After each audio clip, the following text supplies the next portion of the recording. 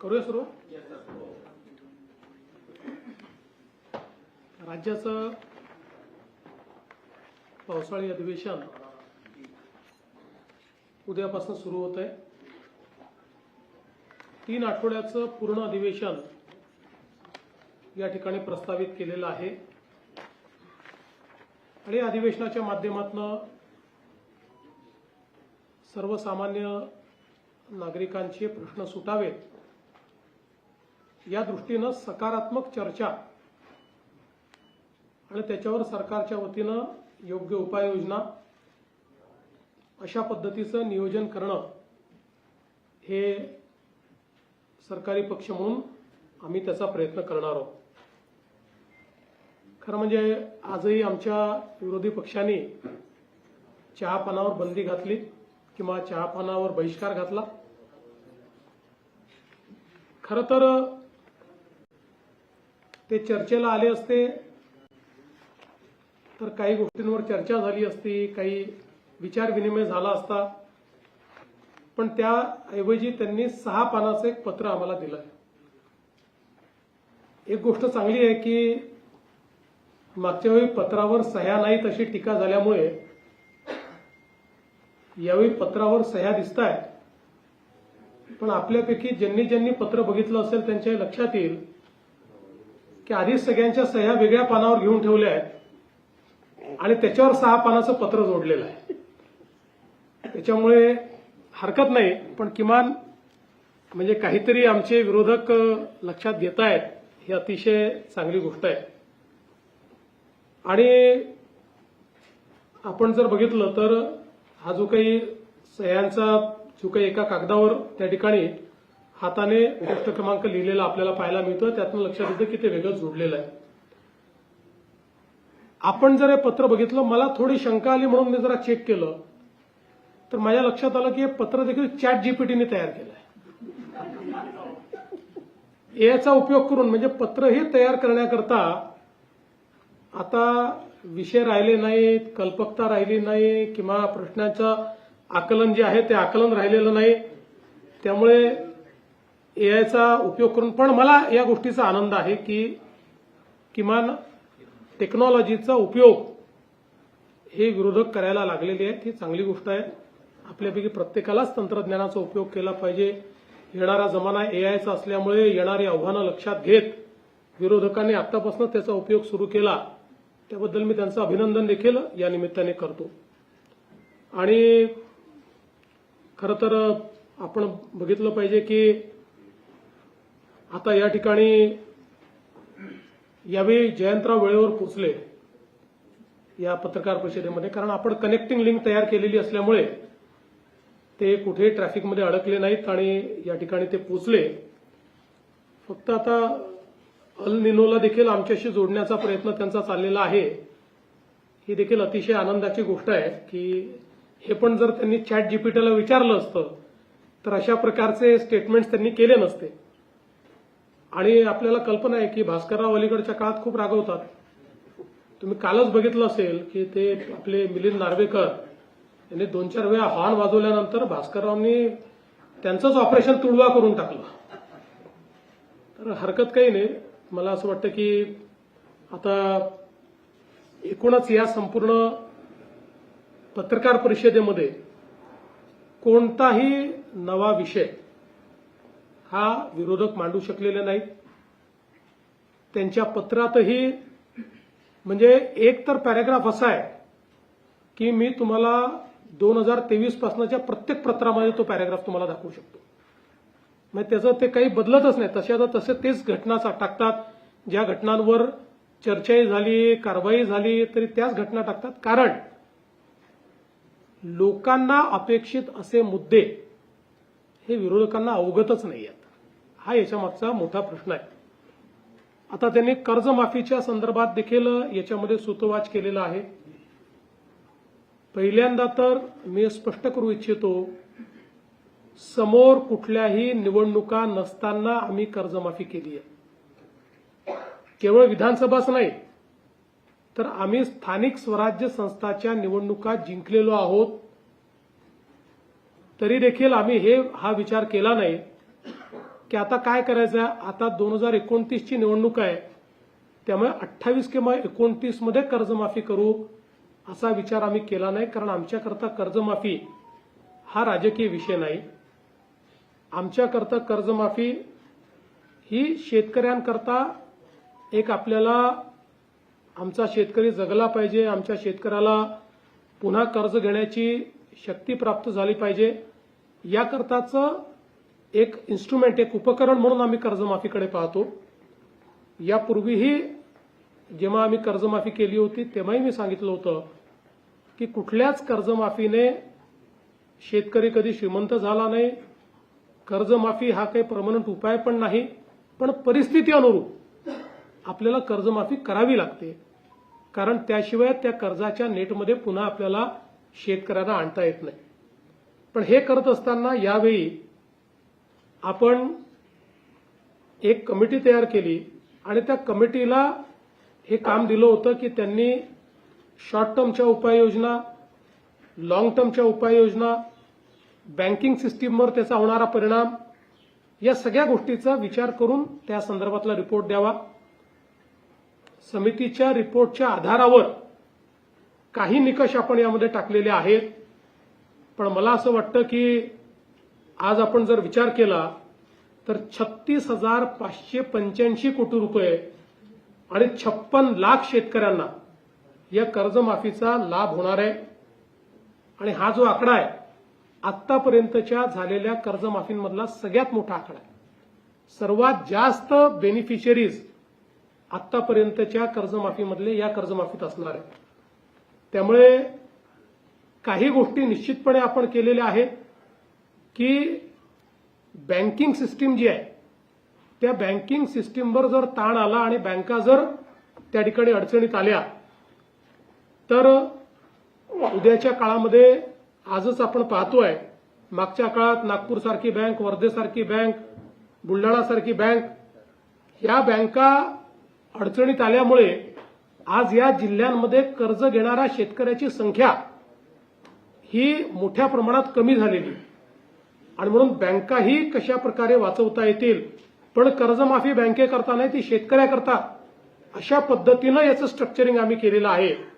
आणि म्हणून हे आता 2 लाखाचं सांगतात, मागच्या काळामध्ये 2 लाखाच्या वर 2 रुपये झाले तरी यांनी कर्जमाफी दिलेली नाही. आम्ही मात्र वरचे पैसे भरले तर 2 लाख रुपये त्याच्या खात्यामध्ये भरतो आणि तेही 10% शेतकरी आहेत. बाकी सगळे शेतकरी, मी एक्झॅक्ट आकडेवारी सभागृहात देईल, पण बहुतांश शेतकरी हे 2 लाखाच्या आतले शेतकरी आहेत आणि त्यांना सगळ्यांना आपण कर्जमाफी देतो. वारंवार 3-3 वेळा आपण कर्जमाफी करत असताना कुठेतरी कर्ज भरण्याची जी काही सिस्टीम आहे ती सिस्टीम ही कोलॅप्स होऊ नये, की सरकार कर्जमाफी करणारच आहे अशा पद्धतीची भावना तयार होऊ नये म्हणून काही उपाययोजना याच्यात समितीने सांगितल्या, त्या उपाययोजना आपण केल्या. पण ही कर्जमाफी जशी पुढे जाईल तसं एक याच्यात उपसमिती केली आहे. मी आणि दोन्ही उपमुख्यमंत्री आणि काही मंत्री त्या उपसमितीत आहेत. आम्हाला सगळे अधिकार या उपसमितीला मिळालेले आहेत. या उपसमितीच्या माध्यमातून ही कर्जमाफी पुढे जात असताना ज्या ज्या अडचणी येतील किंवा जिथे कुठे असं वाटतंय की शेतकऱ्यावर अन्याय होतोय किंवा काही बदल करण्याची आवश्यकता आहे, ते सगळे अधिकार आम्हाला दिलेले आहेत. त्यानुसार त्यावेळी योग्य निर्णय हे आम्ही निश्चितपणे त्या ठिकाणी घेऊ. खरं म्हणजे एक राज्यामध्ये खूप अडचणीची परिस्थिती तयार झालेली आहे.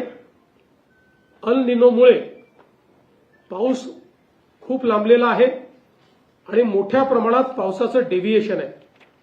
जर आपण जून महिन्याच्या पावसाचा विचार केला तर आतापर्यंत सरासरीपेक्षा 80% कमी पाऊस पडलेला आहे.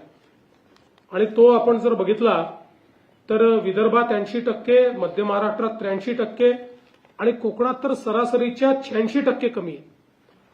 मराठवाड्यात ओव्हरऑलच पाऊस कमी पडत असल्यामुळे तो 69% कमी आहे. त्यामुळे ही अत्यंत चिंतेची बाब आहे. काही जिल्ह्यांमध्ये तर अजून पावसाचा एक थेंबही पडलेला नाही. आता जे काही आयएमडीने आज आपल्याला माहिती दिलेली आहे त्या माहितीप्रमाणे कोकणामध्ये 23 जूनपासनं पावसाचा थोडासा जोर धरेल आणि काही प्रमाणात जोराचा पाऊस हा काही दिवसात आपल्याला तो पाहायला मिळेल. पण विदर्भ असेल किंवा मराठवाडा असेल इथे मात्र कमी किंवा मध्यम पाऊसच सध्या आहे. त्यामुळे जुलैच्या पहिल्या आठवड्यापर्यंत खूप पाऊस किंवा पेरणीलायक पाऊस अद्याप तरी सर्वदूर दिसत नाहीये. काही भागात येईल तो, पण स्कॅटर्ड येणार आहे. आणि म्हणून आमची सर्व शेतकऱ्यांना विनंती असेल की सातत्याने आम्ही अॅडव्हायझरी देतो आहोत.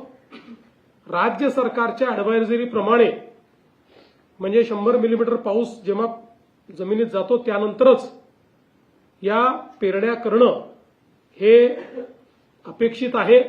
त्यानुसार आपण सगळा फोरकास्ट आणि सगळ्या सूचना या शेतकऱ्यांना देतो आणि शेतकऱ्यांनी निश्चितपणे मला असं वाटतं की त्याच्याकडे लक्ष देऊनच हे करावं. पाणी साठा देखील सध्या मर्यादित आहे. राज्यात एकूण 24% पाणी साठा आहे, जो मागच्या वर्षी या दिवसांमध्ये 33% होता. नागपूर विभागात 35%, अमरावती विभागात 38%, छत्रपती संभाजीनगर विभागात 26%, पुणे विभागात केवळ 14% आणि कोकणात 29%, नाशिक विभागात 24% आहे. त्यामुळे एकूणच आपण जी काही शेती करता पाण्याची आवर्तनं होती ती काही प्रमाणात आता आपण त्याच्यात बंदी घातली, विशेषतः उपस्यावर बंदी घातली आवर्तनापेक्षा. कारण आपल्याला समजतं की उपस्यावरही बंदी घातली तर काही शेतकऱ्यांची अडचण होईल, परंतु पावसाचा जोपर्यंत ठिकाणा लागत नाही तोपर्यंत पुढच्या काळाकरता पिण्याचं पाणी हे राखून ठेवणं गरजेचं आहे. अन्यथा मान्सून जर लांबला तर पाण्याचं दुर्भिक्ष्य, पिण्याच्या पाण्याचं दुर्भिक्ष्य तयार झालं तर मात्र खूप मोठं संकट हे महाराष्ट्रावर उभं राहील.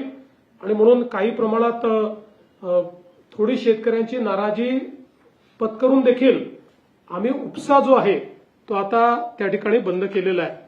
बाकी आपल्याकडे बियाण्यांची परिस्थिती अगदी चांगली आहे.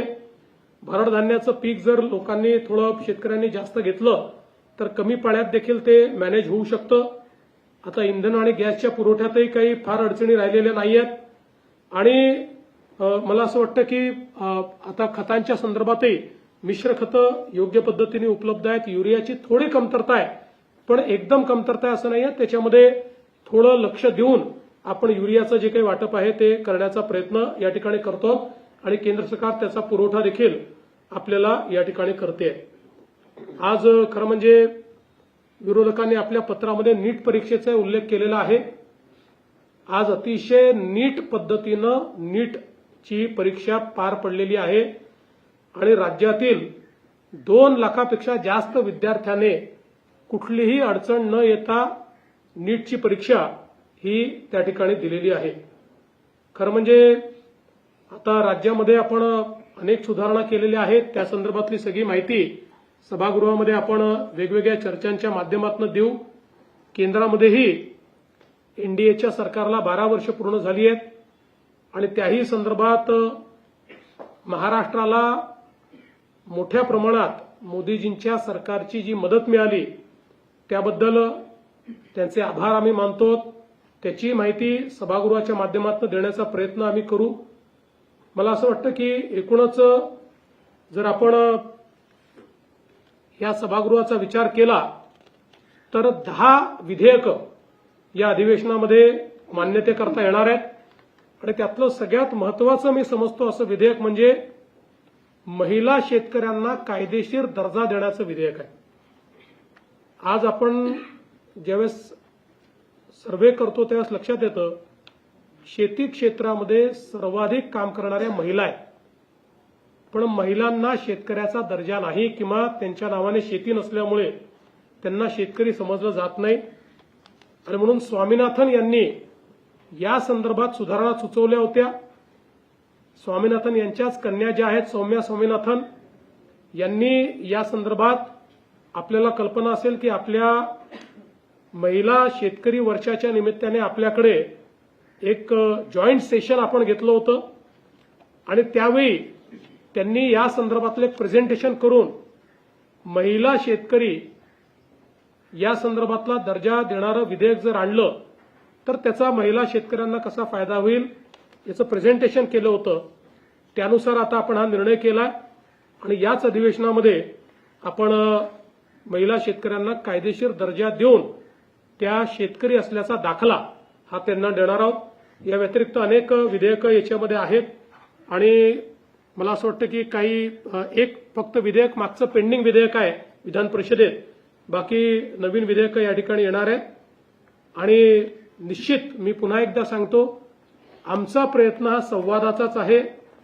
विरोधकांनी संवाद ठेवला तर आम्ही चर्चेतनं सगळ्या गोष्टींची उत्तरं द्यायला तयार आहोत.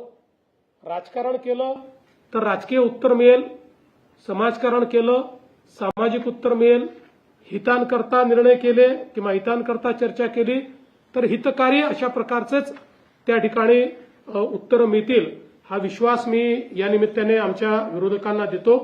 आणि मला विश्वास आहे की 3 आठवडे हे जे अधिवेशन चालणार आहे यामध्ये सामान्याच्या हितांचा विचार हा आम्ही निश्चितपणे करू. मी पुन्हा एकदा आपल्या सर्वांचे आभार मानतो आणि माननीय उपमुख्यमंत्री एकनाथराव शिंदेजी यांना विनंती करतो की त्यांनी आपल्याला या ठिकाणी संबोधित करावं.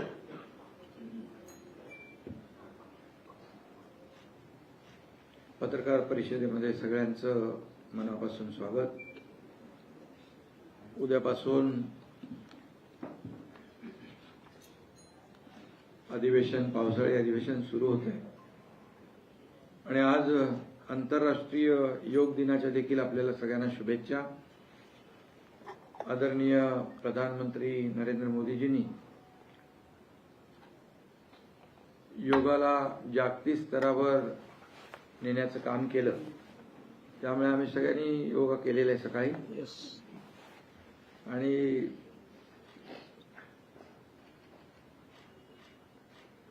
विरोधकांना काही आता त्या पत्रकार परिषदेमध्ये पाहिलं आपण की फार अगदी बिनबुडाचे आरोप दरवेळेप्रमाणे करतात, तसे केलेले आहेत.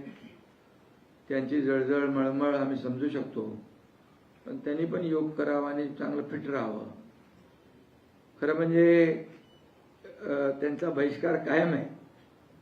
म्हणजे तिकडे एकतर एवढं युद्ध चालू आहे इराण आणि अमेरिकेचं, त्यांनी देखील सीज फायर केलं, पण ह्यांचं काय बहिष्कार संपत नाही. खरं म्हणजे त्यांना आमचा दिवसा आवडत नाही चहा, पण लपून छपून रात्रीचे भेटतात काही लोक. त्यांच्याकडून एक मेसेज आला होता, पेय बदलून बघा. जाऊ द्या, गमतीचा भाग आहे. परंतु माझं त्यांना एवढंच सांगणं आहे की अधिवेशन जे असतं हे राज्यातले प्रश्न सोडवण्यासाठी आणि राज्यातल्या प्रश्नांना न्याय देण्यासाठी.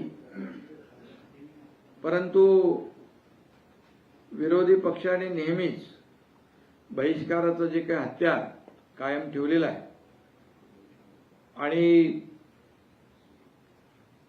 त्यामुळे ठीक आहे, मुख्यमंत्री महोदयांनी सांगितलेलं आहे की आमची सगळ्या प्रश्नांची उत्तरं द्यायची आमची तयारी आहे.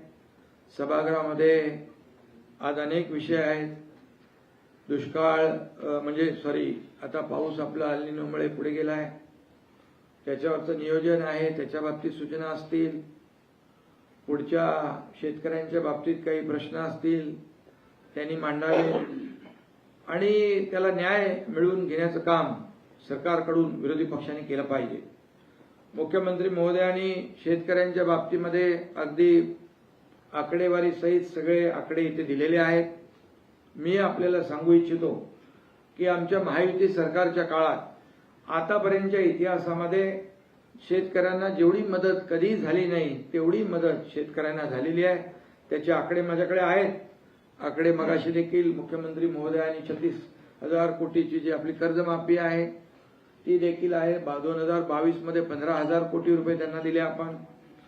त्याचबरोबर महाविकास आघाडीने जी कर्जमाफी केली होती त्याचे जे नियमित कर्जफेड करणाऱ्या लोकांचे 50,000 रुपये ते त्यांनी दिले नाहीत, ते आम्ही दिले 2023 मध्ये. त्यामुळे शेतकऱ्यांना मदत करताना कधी महायुतीने हात आखडता घेतला नाही. आमच्या काळात शेतकऱ्यांना एनडीआरएफच्या दुप्पट मदत दिली, 2 हेक्टरची लिमिट 3 हेक्टर केली, अगदी गोगलगाईंनी केलेले नुकसान देखील भरून दिलं, सततच्या पावसामुळे होणारं नुकसान ते देखील दिलं. या सगळ्या गोष्टी ज्या आहेत विरोधकांना माहीत आहेत, विरोधी पक्षाला माहीत आहेत, तरी सुद्धा नेहमी ते बिनबुडाचे आरोप करत असतात. आज मगाशी देखील मुख्यमंत्री म्हणाले की निवडणुका आहेत का आता, तर नाही आहेत. परंतु जे आम्ही घोषणा केली शेतकऱ्यांना कर्जमाफीची, ती आम्ही दिलेला शब्द पाळणारे आहोत. आम्ही आमची भूमिका अतिशय शेतकऱ्यांच्या बद्दल उदार भूमिका आहे. शेतकरी हा आपला मायबाप आहे. आम्ही नेहमी म्हणतो आमच्या तिजोरीवर, राज्याच्या तिजोरीवर, सरकारच्या तिजोरीवर पहिला अधिकार कुणाचा असेल तर बळीराजाचा असेल, आणि म्हणून बळीराजाला कधीही वाऱ्यावर न सोडण्याचं काम महायुती सरकारने केलेलं आहे. आणि त्यामुळे त्यांनी समोर चर्चा करावी, त्यांनी किती पैसे दिले, आम्ही किती दिले, कारण आम्ही देणारे आहोत, घेणारे नाही. आणि त्यामुळे हे वारंवार आम्ही दाखवलेलं आहे. आणि म्हणूनच मी आपल्याला सांगतो की आता शेतकरी जो अल निनोमुळे आता संकटात आहे त्याला आपण मदत केली पाहिजे. मग सत्ताधारी पक्ष असू दे, विरोधी पक्ष असू दे, सगळ्यांनी एकत्र येऊन या ठिकाणी शेतकऱ्यांच्या प्रश्नावर आपण चर्चा केली पाहिजे. शेतकऱ्यांना न्याय मिळाला पाहिजे. त्याचबरोबर पेरण्यांच्या बाबतीमध्ये देखील मुख्यमंत्री म्हणाले पेरण्यांची देखील घाई करता कामा नये, दुबार पेरणीची वेळ येता कामा नये, याच्याबद्दल देखील आपले सगळे लोक मार्गदर्शन करतायत. आणि म्हणून आपल्याला लवकरात लवकर पाऊस पडावा आणि शेतकऱ्यांना एक मोठा दिलासा मिळावा अशा प्रकारचं आपण सगळेच जण प्रार्थना करतोय.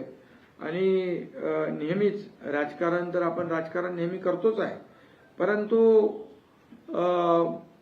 जेव्हा अधिवेशन असतं त्यावेळेस मात्र थोडं राजकारण बाजूला ठेवून आपण समाजकारण केलं पाहिजे.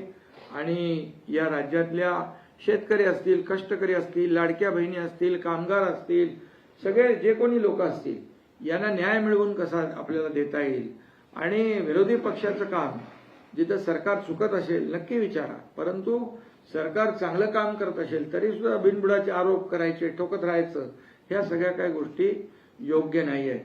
मी आपल्याला सांगतो 2.5 वर्षाच्या माझ्या मुख्यमंत्री पदाच्या कारकिर्दीत जी कामं झाली तुमच्या समोर आहेत, पण मुख्यमंत्री देवेंद्रजींच्या आता 1.5 वर्षाच्या काळात देखील आपण पाहिले तर आम्ही 300 निर्णय घेतले.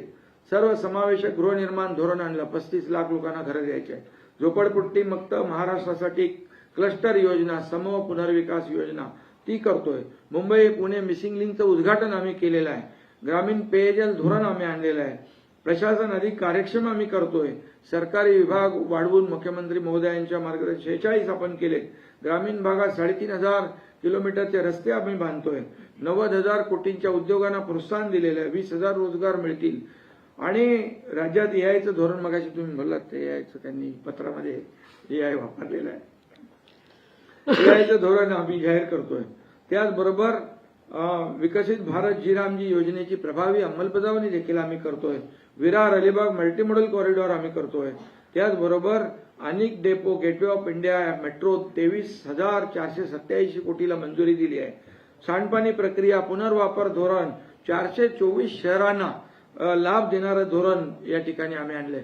तुम्हाला एकच सांगतो, मुंबई महापालिका 20-25 वर्षे ज्यांच्या ताब्यात होती, सिमेंटचे रस्ते जाऊ द्या, साधे एसटीपी पण नव्हते, सगळं प्रदूषित पाणी समुद्रात जात होतं. आम्ही जेव्हा महायुती पुन्हा सरकारमध्ये आलो 22ला, आम्ही दोघांनी निर्णय घेतला आणि सिवरेज ट्रीटमेंट प्लॅनला मंजुरी दिली. 7 ट्रीटमेंट प्लॅनला 24,000 कोटी. आणि आता ते वर्षभरामध्ये कंप्लीट होतील. म्हणजे समुद्रात होणारं इतके वर्षाचं प्रदूषण देखील कमी होईल. म्हणजे एक उदाहरण दिलं तुम्हाला मी. त्यामुळे सगळे स्टे होते ते पण आम्ही काढून ते जाऊ देते, खूप जुनं झालं. आणि स्पीड ब्रेकर काढून टाकले. महाविकास आघाडीचा पाय कशावर होता तर ब्रेकवर होता, आमचा कशावर एक्सिलेटरवर आहे. आणि म्हणून हा फरक आहे महायुती आणि हा. आणि त्यामुळे आता खूप मोठ्या प्रमाणावर इन्फ्रास्ट्रक्चरमध्ये आपण नंबर 1 आहोत, जीडीपीत नंबर 1 आहोत, स्टार्टअपमध्ये नंबर 1 आहोत, एफडीआयमध्ये नंबर 1 आहोत, सगळीकडे नंबर 1 आहे. नवी मुंबईचं एअरपोर्ट त्याचं लोकार्पण झालं. आता ठाणे आणि नवी मुंबई विमानतळ उन्नत मार्ग आम्ही करतोय. मुंबई आणि नवी मुंबई एअरपोर्टला मेट्रोने जोडतोय. हे सगळे प्रकल्प सांगण्याचं कारण आपल्याला की ते म्हणतात काय केलं काय केलं काय केलं. अरे काय केलं तर हे बघा ना, डोळे उघडा, डोळे बघा नीट. आणि त्यामुळे मी काय कोणाचा प्रचार करत नाही भाई, परंतु विरोधी पक्षाने देखील सरकार किती गतिमानतेने वेगाने काम करतंय याचं अप्रिशिएशन सोडा, पण टीका टिप्पणी करताना खोटे आरोप करू नका. आज देशाचे प्रधानमंत्री नरेंद्र मोदीजी जे 12 वर्ष कार्यकाळ झाला, आज 12 वर्षामध्ये 2014 पूर्वीची आपण परिस्थिती पाहिली, 2014 नंतरची परिस्थिती पाहिली देशाची, म्हणजे महाराष्ट्राला काय ते काँग्रेस पार्टीने 2 लाख कोटी दिले होते ना, 2 लाख कोटी 2 लाख कोटी 10 वर्षात. मोदी साहेबांनी 2 लाख कोटी 10 वर्षात, आणि 10 वर्षात मोदी साहेबांनी 12 लाख कोटी रुपये दिले. तरी मोदी साहेबांच्या नावाने खडे फोडतात, त्यांच्यावर आरोप करतात. आणि म्हणून महाराष्ट्राच्या विकासाला चालना देण्यासाठी आम्ही जातो त्यांच्याकडे. आम्ही दिल्लीमध्ये गेलो तरी पोटात दुखते, मी गावी गेलो तरी पोटात दुखते. आता काय करायचं. आणि म्हणून मोदी साहेबांनी सडळ असते या ठिकाणी आपल्या 76,000 कोटीचं वाढवण बंदराला आज एक जागतिक दर्जाचं वाढवण बंदर होत आहे. का पोटात दुखतंय तुमच्या. अरे बाबा, हे महाराष्ट्र पुढे जातोय, महाराष्ट्र पुढे वेगाने पुढे जातोय, त्याच्यामध्ये सामील व्हा.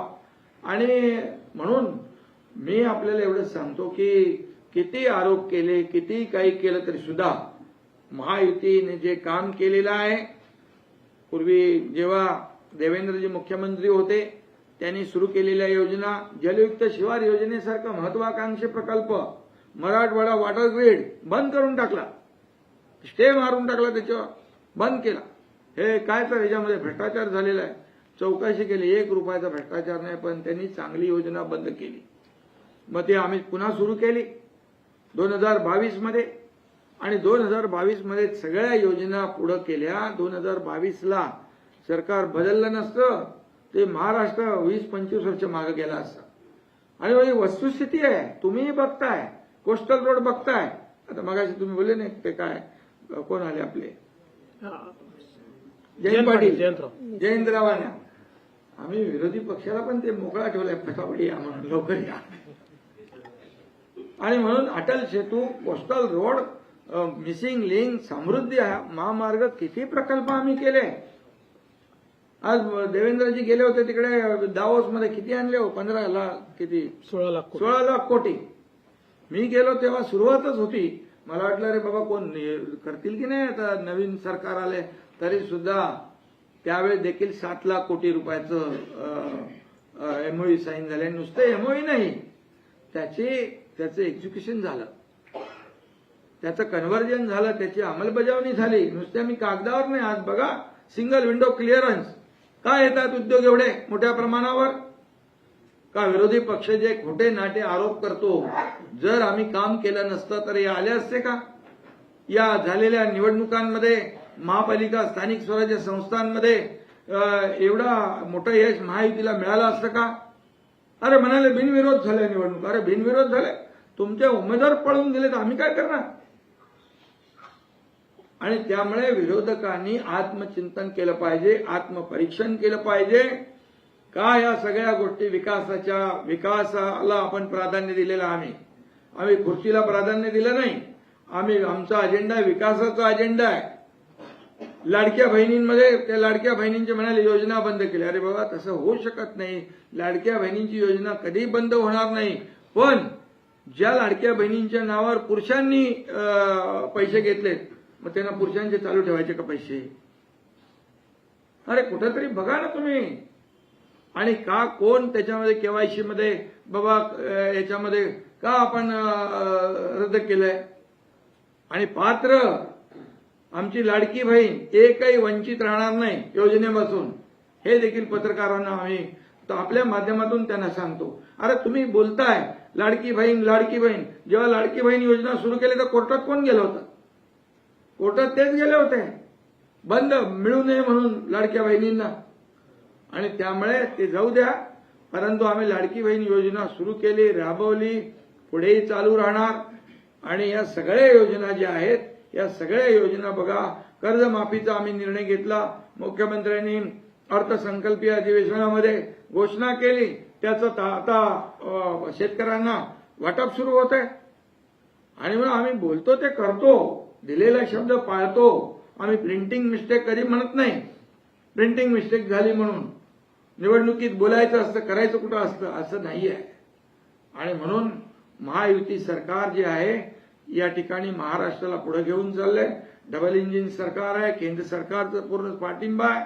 आणि म्हणून मी आपल्याला एवढंच सांगतो, यावं त्यांनी सभागृहामध्ये बोलावं, चर्चा करावी, प्रत्येक प्रश्नाला ते जबाब मिळेल. पायऱ्यांवर जाऊन फक्त स्टंटगिरी करायचं सोडून द्या. आणि लोक बघतात, लोक पाहतात. आणि म्हणून विरोधी पक्षाला देखील ते संख्या कमी असली तरी सुद्धा आम्ही त्यांना मान देणार. शेवटी लोकशाहीमध्ये आम्ही सत्तेत असलो तरी सुद्धा त्यांचा अनादर करणार नाही. परंतु त्यांनी देखील या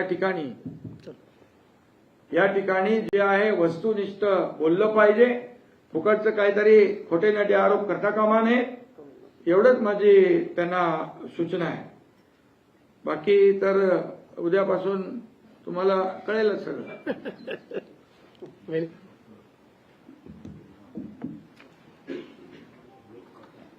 नमस्कार.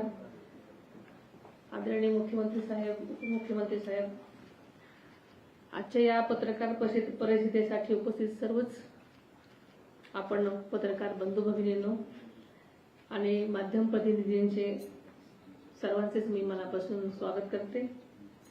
तसेच आपल्याला आजच्या जागतिक योग दिनाच्या शुभेच्छा देते. उद्या पण महाराष्ट्र विधिमंडळाचं पावसाळी अधिवेशनाला प्रारंभ होत आहे. या अधिवेशनाच्या पूर्वसंध्येला या पत्रकार परिषदेच्या आयोजन केलेलं आहे आणि आपण सर्वजण उपस्थित आहात, त्याबद्दल सर्वांचं धन्यवादही मानते. आपल्या लोकशाही व्यवस्थेमध्ये विधिमंडळ हे जनतेच्या अपेक्षा, प्रश्न आणि आकांक्षा मांडण्याचं सर्वोच्च व्यासपीठ आहे असं माझं मत आहे. आणि या अधिवेशनामध्ये जनहिताचे विषय, विकास कार्य आणि राज्याच्या प्रगतीशी संबंधित महत्वाच्या मुद्द्यावर सखोल चर्चा नक्कीच होईल. अधिवेशनाच्या या पूर्वसंध्येला आयोजित चहापान कार्यक्रम ही राज्यातली खरंतर जुनी आणि सकारात्मक परंपरा आहे. हा कार्यक्रम केवळ औपचारिकता नसून सत्ताधारी आणि विरोधी पक्षांमधील संवादाचं प्रभावी माध्यम आहे. मतांमध्ये विविधता असू शकते, पण लोकशाहीमध्ये संवाद अत्यंत महत्वाचा असतो. जनतेच्या हितासाठी विधायक चर्चा आणि सकारात्मक सहकार्य हे आवश्यक असतं. आणि आपल्याला माहितीच आहे की विरोधकांनी नेहमीप्रमाणे चहापानावर बहिष्कार घातलेला आहे. मात्र मी जास्त याच्यावर बोलू इच्छित नाही, कारण मुख्यमंत्री साहेबांनी सर्व सांगितलेलं आहे. पण माझं मत आहे की संवादाने प्रश्न सुटतात आणि यावर माझा विश्वास आहे. राज्य सरकार विरोधकांच्या प्रत्येक विधायक सूचनांचं नेहमीच स्वागत करत आलेलं आहे. जनतेच्या प्रश्नावर चर्चा करून मार्ग काढण्याची आमची नेहमीच भूमिका राहिलेली आहे. आणि राज्याच्या विकासासाठी शेतकरी, कामगार, महिला, युवक, उद्योग, शिक्षण, आरोग्य आणि पायाभूत सुविधांशी संबंधित विषयांवरती सरकार अधिवेशनामध्ये नेहमीच सकारात्मक भूमिका मांडत आली आहे आणि मांडेल.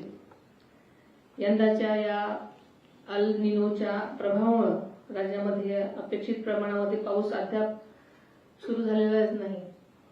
अजूनही मान्सूनचा प्रभाव आपल्याला हवा तसा नाहीच आहे. अशा परिस्थितीमध्ये शेतकऱ्यांच्या घाईगडबडीत पेरणी करण्याचं टाळावं. भारतीय हवामान विभागाच्या म्हणजेच IMD अधिकृत अंदाज घेऊनच पेरणीबाबत निर्णय घ्यावा असं आमचं सगळ्यांचंच मत आहे. आपल्याला माहिती आहे की प्रधानमंत्री किसान सन्मान निधी योजनेचा 23वा हप्ता आदरणीय पंतप्रधान नरेंद्र मोदी साहेबांच्या हस्ते 2च दिवसांपूर्वी ऑनलाईन पद्धतीने वितरित करण्यात आला।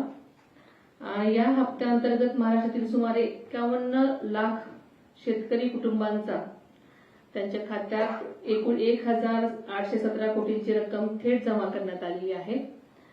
सध्याच्या मान्सून आगमनाला उशीर होत असल्याच्या पार्श्वभूमीवर बळीराजाला यामुळे नक्कीच धीर, आधार आणि दिलासा देणारी ही बाब आहे।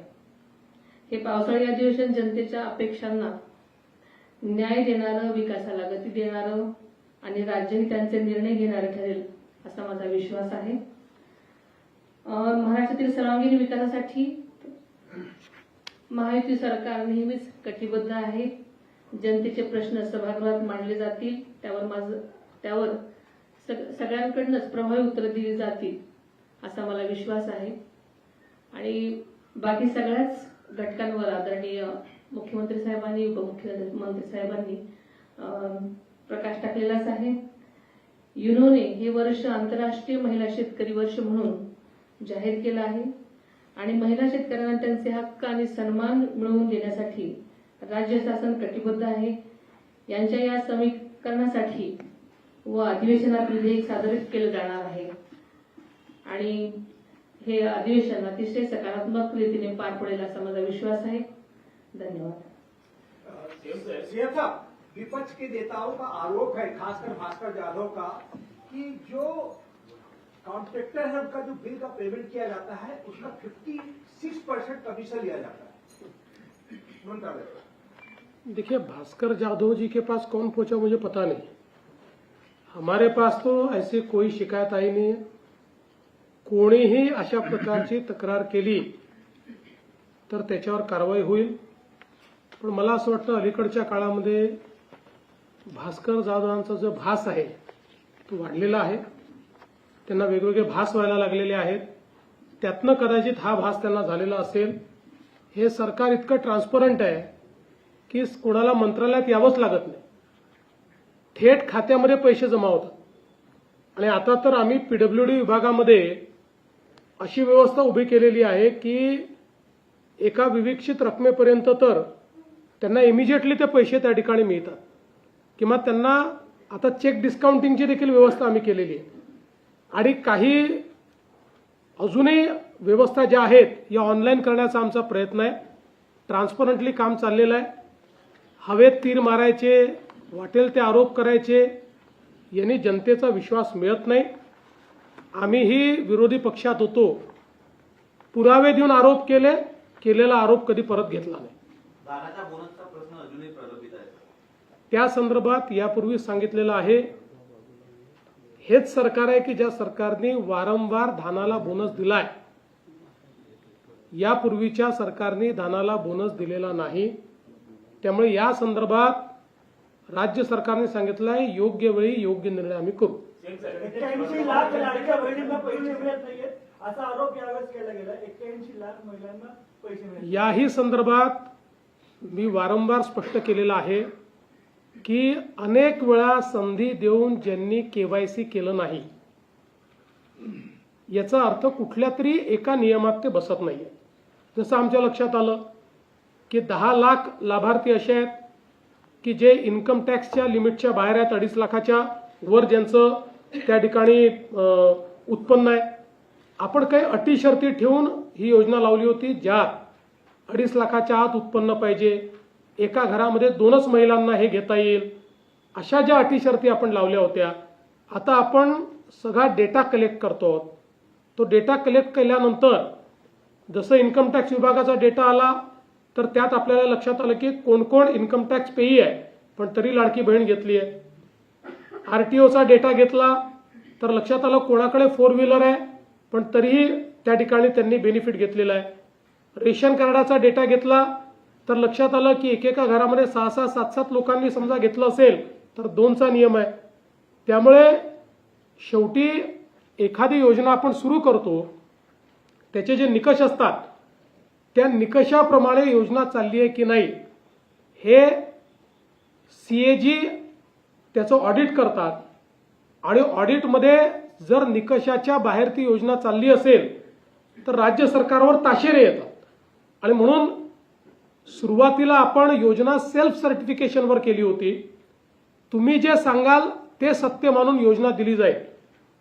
पण शेवटी सत्ययुग नसल्यामुळे काही पुरुषांनी आम्ही स्त्री आहोत असं सांगून काही भाऊ लाडक्या बहिणी झाले, तर त्यांचं आम्हाला बंद करावं लागलं. असंच ज्या निकषांच्या पलीकडे ज्या ज्या लोकांनी लाभ घेतला होता त्या लोकांचं त्या ठिकाणी केवायसी त्यांनी केलं नाही, किंवा केवायसी केलं पण नंतर लक्षात आलं की हे त्या डेटाबेसमध्ये देखील उपलब्ध आहेत, अशांचंच बंद झालंय.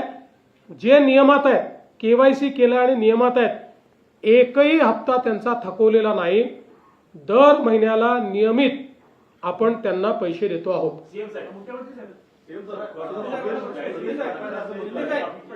ऑपरेशन टायगर संदर्भात प्रश्न आहे.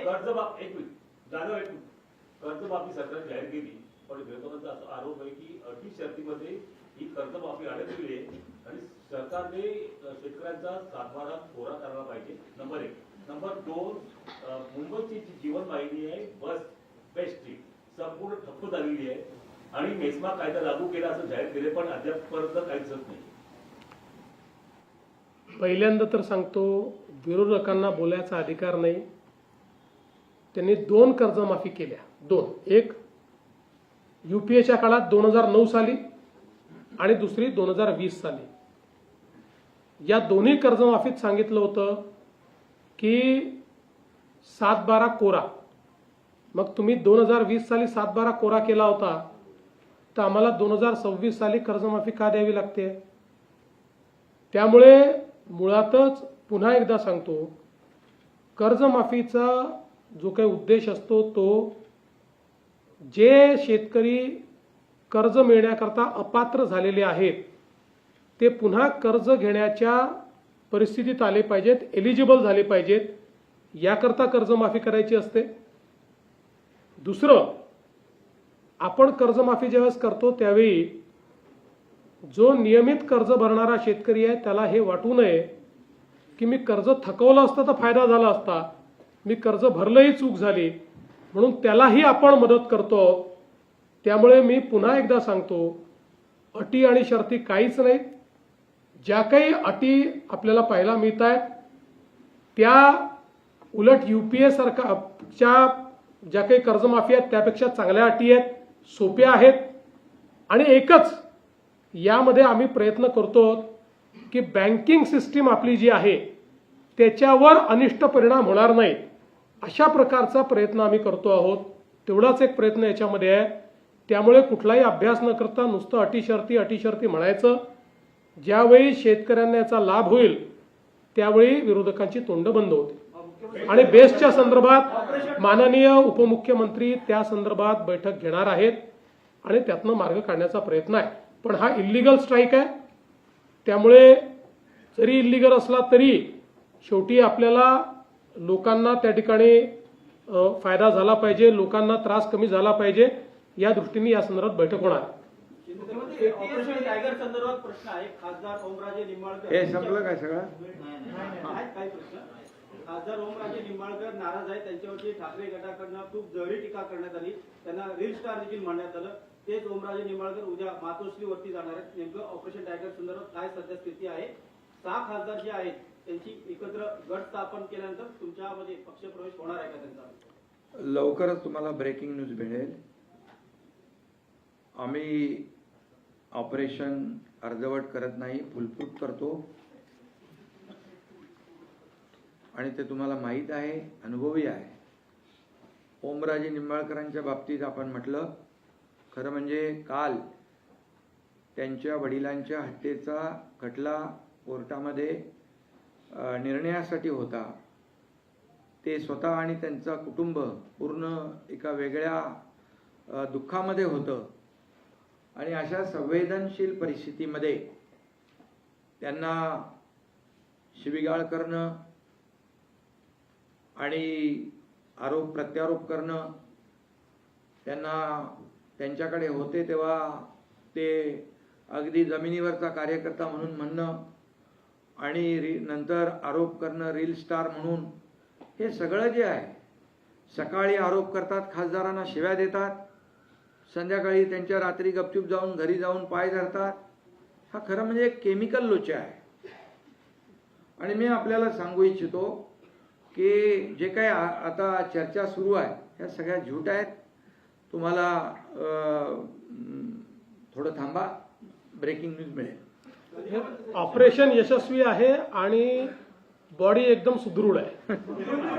राज ठाकरे काल ह्या गोष्टी असं म्हणाले, राज ठाकरे काल याविषयी असं म्हणाले की अमित शहा 29ची तयारी करतायत म्हणून भाजपमध्ये न येता हे लोक शिवसेनेत गेले. तुमचं मत काय आहे? मी काल एक मीम पाहिला. त्या मीम मध्ये राज ठाकरे शांतपणे झोपलेले आहेत आणि त्या ठिकाणी लिहिलं आहे, मला शांत झोप लागते कारण माझ्याकडे खासदारी नाही, आमदारी नाही, कोणी जाण्याचा प्रश्नच नाही. मुख्यमंत्री एटीएसने 2-3 याद्या दिल्या सरकारला आणि त्या हजारो बांगलादेशांच्या याद्या आहेत. सरकारने पोलिसांनी कारवाई केली त्यांच्यावरती, पण ते बांगलादेशीय शासकीय योजनामध्ये आहेत आणि याला जवळजवळ वर्ष व्हायला आले तरी सुद्धा त्यांचा शोध लागत नाहीये. तर या संदर्भात काय करणार आहे का? नाही, हा शोध आता लावणं सुरू झालेला आहे आणि तो शोध लावणं आता याकरता सोपं झालेलं आहे की आता पश्चिम बंगालमध्ये भारतीय जनता पक्षाचं राष्ट्रीय विचारांचं सरकार आलं आहे. मुळामध्ये आमचा प्रॉब्लेम हाच असायचा की ज्यावेळी आम्ही आयडेंटिफाय करायचो, आयडेंटिफाय केल्यानंतर लक्षात यायचं की हे बांगलादेशी आहे, पण पश्चिम बंगालमधल्या कुठल्या तरी गावातनं सगळी कागदपत्र, जन्माचा दाखला, रेशन कार्ड, सगळी दाखलं त्यांनी तयार केलेली असायची. त्यामुळे त्यांना डिपोर्ट करण्याकरता मोठी प्रोसेस करावी लागायची. त्या जिल्ह्यात जाऊन ती कागदपत्र खोटी आहेत ही त्या ठिकाणी प्रूव्ह करावी लागायची. आता सुदैवाने अशा पद्धतीची कारवाई पश्चिम बंगालमध्ये कोणाला करता येणार नाही. तेव्हा आता डिपोर्टेशन हे फास्ट होईल. नीटच्या पेपरमध्ये 40 विद्यार्थ्यांनी आत्महत्या केली, तर आपण साधा दिलासा सुद्धा त्यांच्या परिवारांना दिला नाही, तर त्यामुळे काँग्रेस जनता पार्टी हा नवीन अभिजित नीते पुढे येतोय, काय सांगणार आपण? प्रत्येक ठिकाणी आंदोलन पण तो करतोय. पहिल्यांदा तर मला असं वाटतं की हे जे काही आकडे आपण देतोय, अर्थात एकाही मुलाने आत्महत्या केली असेल तर ते दुःखाचीच गोष्ट आहे, पण 40 वगैरे असे जे आकडे आपण देतोय, मला असं वाटतं की थोडं संवेदनशीलतेने हे आकडे आपण दिले पाहिजेत. दुसरं, या ठिकाणी आता आपण सगळ्यांनी जी काही तो कुठला तुम्ही काय काक्रोच का काय त्याची आंदोलनं बघितली, कोणाचाही रिस्पॉन्स त्याला नाही. म्हणजे काही ठिकाणी कम्युनिस्ट पक्षाचे लोक गेले, काही ठिकाणी काँग्रेसने लोक पाठवले, तरी 1000-1200चा आकडा पूर्ण करू शकत नाही. त्यामुळे मला असं वाटतं की याच्यावर फार विचार करण्याची आवश्यकता नाही आहे. सतेज पाटलांनी असं म्हटलंय की महायुती सरकारमध्ये भावकीचा वाद सुरू आहे आणि त्यामुळे सर्वसामान्य प्रश्नांकडे लक्ष द्यायला सरकारकडे वेळ नाही. तर तसा वाद काही सुरू आहे का? कोण म्हणाला? सतेज पाटील. त्यांच्याकडचा सुटला वाद नाही, सुटला असेल असं मला वाटतं. म्हणजे होता का नाही मला माहित नाही, पण सुटला असेल असं आपण त्या ठिकाणी समजू. आमच्यात फक्त भावकी आहे, वाद नाही आहे. नुकताच वर्धापन पार पडला पक्षाचा आणि त्यामध्ये उद्धव ठाकरे असं म्हणाले की वेळ प्रसंगी मी माझ्या शिवसेना पक्षप्रमुख पदाचा राजीनामा द्यायला तयार आहे आणि कुठल्याही एका सामान्य शिवसैनिकाला मी त्या पदी बसवायला तयार आहे. तुमच्या दोघांचंही मत हवं आहे. आणि याला लागून एक प्रश्न आहे की या संदर्भात उद्धव ठाकरेंच्या या मेळाव्यामध्ये त्यांचे आधी पक्ष असणारे शिवसेना धनुष्यबाणच्या ऐवजी त्यांचा रूप भाजपवरच अधिक होता. पहिल्यांदा तर उजाडलेल्या गावाची पाटीलकी मी सोडतो असं म्हणणं, उसाळ गावाची पाटीलकी सोडतो असं म्हणणं, आता हे कितपत योग्य आहे हे आपण सगळ्यांनी लक्षात घेतलं पाहिजे. बघा, शिवसेना म्हणजे काय? हा पक्ष नाही आहे, हा शिवसेना प्रमुख बाळासाहेब ठाकरेंचा विचार आहे आणि तो संपत्तीचा वारसा नाही आहे, तो विचारांचा वारसा आहे. तो विचारांचा वारसा ज्या क्षणी त्यांनी सोडला त्या क्षणी ज्यांना विचार मान्य होते ते सगळे वेगळे झाले आणि त्या सगळ्यांनी एकनाथराव शिंदेजींच्या नेतृत्वामध्ये हा विचारांचा वारसा पुढे नेण्याकरता शिवसेना ही जिवंत ठेवली आणि आज आपण बघतोय की सातत्याने हा विचार मांडणारे जे कार्यकर्ते आहेत, लोकप्रतिनिधी आहेत, ते विश्वासाने सगळे एकनाथराव शिंदेजींच्या नेतृत्वात एकत्रित येत आहेत. त्यामुळे मला असं वाटतं की ज्यावेळी आत्मचिंतन करण्याची आवश्यकता होती त्यावेळी माननीय उद्धवजींनी आत्मचिंतन केलं नाही. हा त्याचा परिणाम आहे.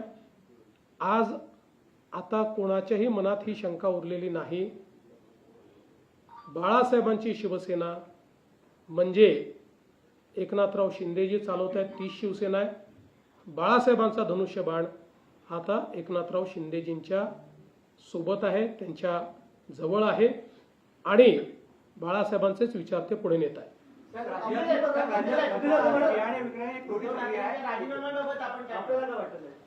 सांगितलं ना, आता काय अजून सांगायचं. अरे ही वेळ का आली, आता राहिलंच नाही, कोणता राजीनामा देणार नाही तर काय करणार. राज्यात खतं आणि बियाणे बोगस विकणारी एक टोळी सक्रिय आहे आणि अशी घटनाही समोर येतात. यावर आपण नको का सारखे काही कायदे नाही, सगळ्यांवर कारवाई चाललेली आहे. मला असं वाटतं की या वर्षी जेवढी कारवाई झाली ही अभूतपूर्व आहे.